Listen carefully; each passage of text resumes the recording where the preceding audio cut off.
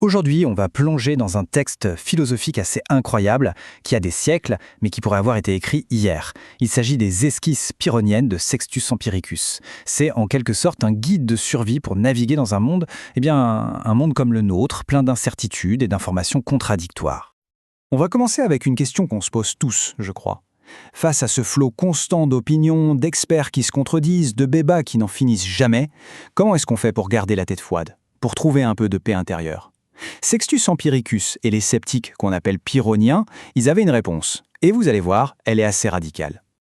Bon, pour bien comprendre, il faut se remettre dans le contexte de l'époque. La philosophie, c'était un vrai champ de bataille. D'un côté, on avait les stoïciens, de l'autre, les épicuriens. Chaque école était absolument persuadée de détenir la vérité sur l'univers. Sextus, lui, il les a tous rangés dans la même catégorie, les dogmatiques.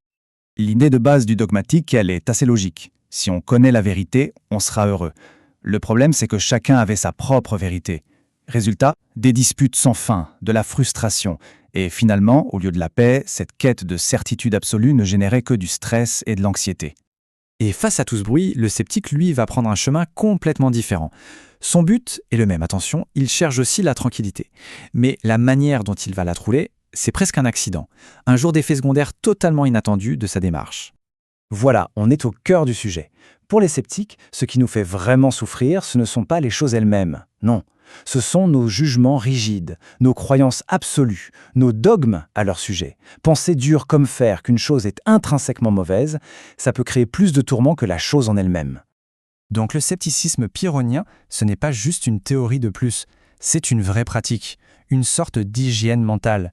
Le livre propose une méthode, une véritable boîte à outils pour nous aider à déconstruire nos certitudes les plus ancrées.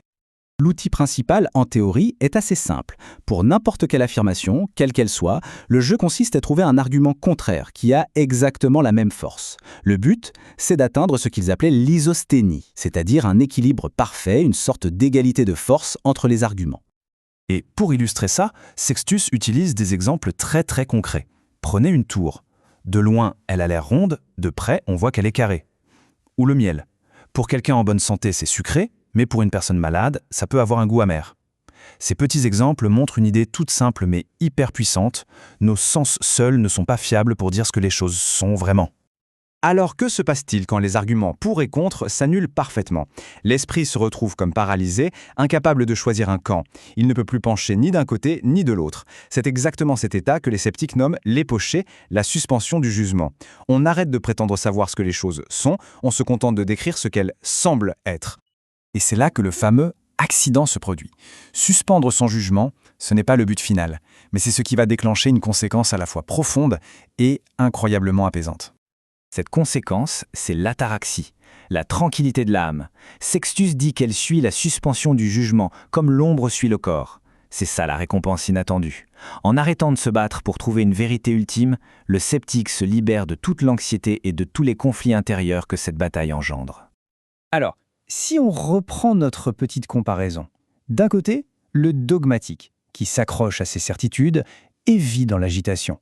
De l'autre, le sceptique, qui suspend son jugement, se contente de suivre les apparences, c'est-à-dire ce qui lui semble juste sur le moment, et qui, paradoxalement, trouve la paix que le dogmatique cherchait désespérément.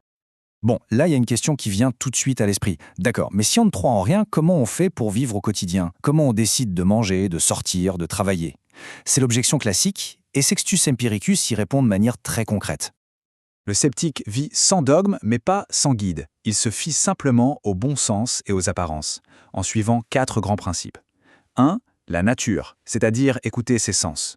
2. Les affects, comme la faim ou la soif. Quand on a faim, on mange. 3. Les lois et les coutumes de l'endroit où on vit. Et 4. Les compétences techniques qu'on a apprises.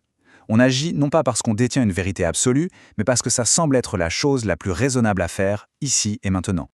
Et tout ça, ça nous ramène à aujourd'hui. Dans notre monde saturé d'informations, de fake news, de débats polarisés, cette vieille démarche sceptique est d'une modernité folle. Et si, plutôt que de chercher à tout prix un camp à défendre, l'acte le plus libérateur, le plus radical, c'était tout simplement d'accepter de ne pas savoir, et de trouver la paix justement dans cette suspension. C'est la question que nous laisse Sextus Empiricus.